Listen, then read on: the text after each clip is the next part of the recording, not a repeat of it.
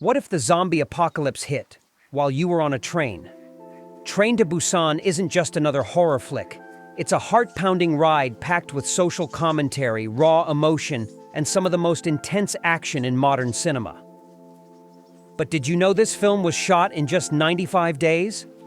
Or that the director had never made a live-action movie before? Welcome back to Real Epic Quest. Before we dive in, don't forget to like, subscribe, and hit that notification button so you never miss an update on our latest deep dives into the world of cinema. Now let's dive into the story behind Nightcrawler. Today, we're breaking down the genius behind Train to Busan. From the characters and themes to the incredible behind-the-scenes stories, let's dive in. Train to Busan follows a workaholic fund manager, Seok-woo, and his young daughter, Soo-won, as they board a train to see her mother in Busan. But what starts as a simple trip quickly devolves into a fight for survival when a viral outbreak turns passengers into ravenous zombies. The train becomes a claustrophobic battleground, forcing strangers to cooperate or betray each other to survive. Seok-woo, a workaholic, disconnected father, lives a busy life in Seoul with his young daughter, Soo-won. He's a businessman focused on his career, often neglecting his daughter and their relationship. Their ordinary world is one where Seok-woo is emotionally distant and fails to truly engage with Soo-won, despite her longing for his attention. They board a train to Busan to visit Soo-won's mother, who lives there. The call to adventure comes unexpectedly when the zombie outbreak begins. A woman who is infected boards the train, and chaos erupts as the virus spreads rapidly.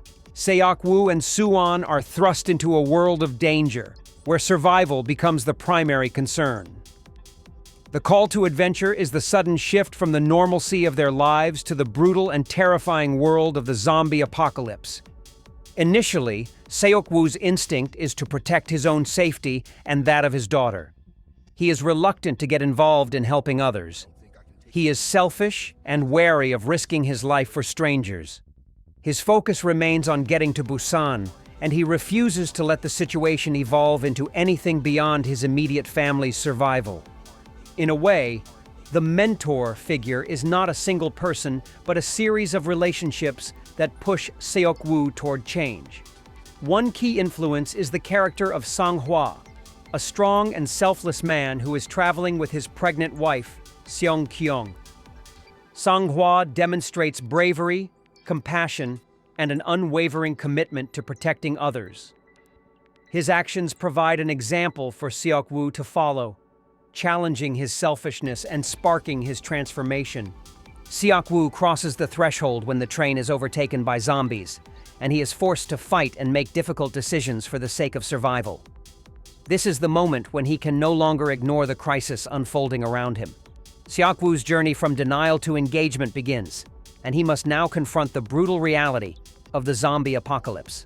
His initial plan to merely protect Soo-won gives way to an awareness of the greater fight for survival. The tests Seok-woo faces are numerous, navigating through increasingly perilous encounters with zombies, making split-second decisions, and attempting to save others. He begins to form alliances with various passengers, including Sang-hwa, Seong-kyung, and a few other survivors. However, they are also tested by the selfish actions of some people on the train, particularly the antagonistic COO, who puts his own interests above the safety of others. Seok-woo's biggest enemy is not just the zombies, but the moral and emotional battle within himself. He must overcome his own selfishness and learn to trust and fight for others, especially Soo-won and the people he meets along the way. The inmost cave is symbolized by the final section of the train.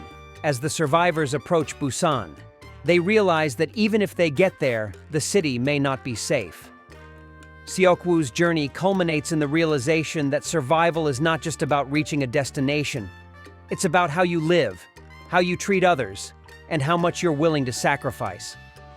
This section is also where Seok-woo begins to form a true emotional connection with his daughter. His earlier emotional distance is replaced by genuine affection, and he begins to make selfless choices for her safety and for the others, particularly when he makes the ultimate sacrifice. The ordeal occurs when the survivors are trapped in a station and are faced with overwhelming hordes of zombies. Seok-woo has to make a heart-wrenching decision when he realizes that to save his daughter and the others, he must sacrifice himself. This is his defining moment, where he confronts his own fears and his past mistakes as a father. His selflessness and love for Suwon come to the forefront as he chooses to protect her at all costs. The reward is a bittersweet one. Seok-woo's act of self-sacrifice allows Suwon and the remaining survivors to escape the immediate danger. Though he does not live to see the result of his actions, the reward is the transformation of his relationship with Suwon. His final moments, in which he tells her to live a good life and be happy, represent his redemption. Seok-woo, who was once emotionally absent, finally becomes the father Suwon needed him to be. The road back occurs after Seok-woo's death. Suwon, now a symbol of the hope and love that Seok-woo left behind, continues the journey. She is seen performing a song, the same song that Seok-woo once heard her sing with distance. The road back is the emotional journey Suwon must undertake now that she's lost her father. Yet she carries his memory with her, and his sacrifice drives her forward. Suwon's resurrection happens when she arrives in Busan and is met with safety. The virus has ravaged much of the world, but the survivors in Busan represent a new beginning, a potential for rebuilding. Suwon's song at the end of the film is a form of resurrection. It symbolizes the persistence of hope even in the face of overwhelming loss. The tragic loss of her father fuels her determination to survive and move forward. The elixir that Suwon carries is the memory of her father's sacrifice. She is now empowered to live a full life, despite the apocalypse around her. While the world is devastated, Suwon's resilience and her father's final gift of love and courage offer a glimmer of hope for humanity's future. She carries on, and in a way, the elixir is her ability to survive and to live meaningfully, even in the aftermath of her father's death. Let's dive into the character types. Seok-woo, Gong-yu, the selfish father, reluctant hero. Starts off emotionally distant, prioritizing work over family. By the end, he sacrifices himself for his daughter and others, becoming a symbol of redemption. Sang-hwa, Ma Dong-seok, the protector. A muscular, street-smart man with a heart of gold. His bravery and selflessness make him a fan favorite. Suwon, Kim Suwon, the innocent child. Her moral compass and vulnerability contrast with the chaos around her, grounding the film emotionally. Yeon-suk, Kim Yui-sung, the cowardly villain.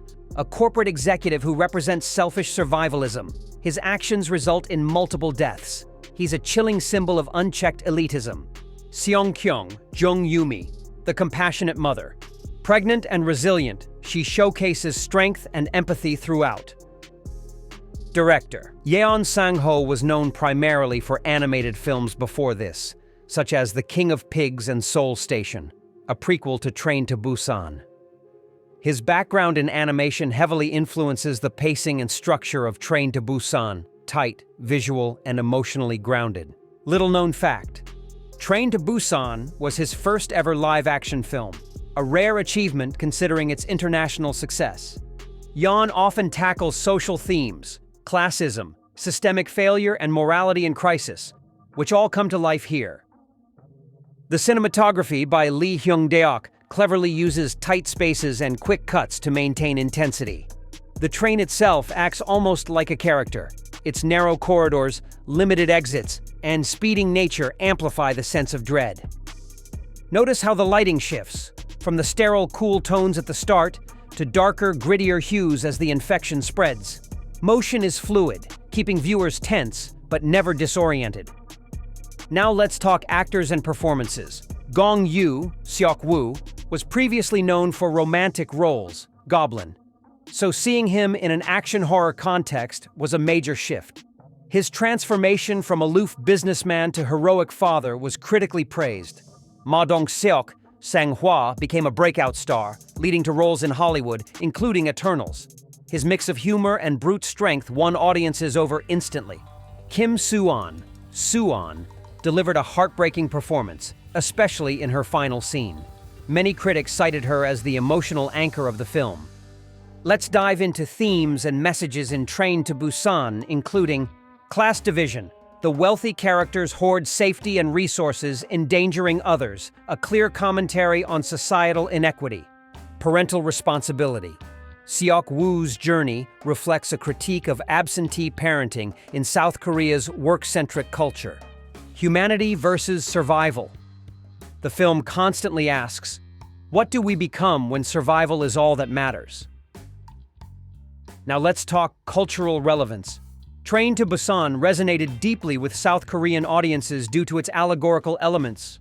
The government's slow reaction to the outbreak mirrors real-life crises like the Seawol ferry disaster, a national tragedy that shaped public consciousness around leadership and responsibility. Internationally, it redefined the zombie genre by mixing emotion with adrenaline, prompting Hollywood to pay attention to Korean cinema even more. Now let's talk about the box office success. Budget, approximately $8.5 million. Global box office, over $98 million. In South Korea alone, it sold over 11 million tickets, making it one of the country's highest-grossing films ever. Behind-the-scenes facts. The zombie actors were trained in contemporary dance to move unnaturally, adding an eerie, inhuman quality. Most of the train interiors were built on gimbals, rotating rigs, to simulate movement, rather than using CGI. The entire movie was shot in just 95 days, an impressive feat considering the scale of action. Train to Busan isn't just a zombie movie. It's a haunting portrait of society, sacrifice, and the human spirit under pressure. If you've made it this far, hit that like button and drop a comment with your favorite scene, or your favorite zombie movie of all time. And don't forget to subscribe for more deep dives into the movies that move us, scare us, and stick with us long after the credits roll. Until next time, stay safe, and maybe avoid trains for a while.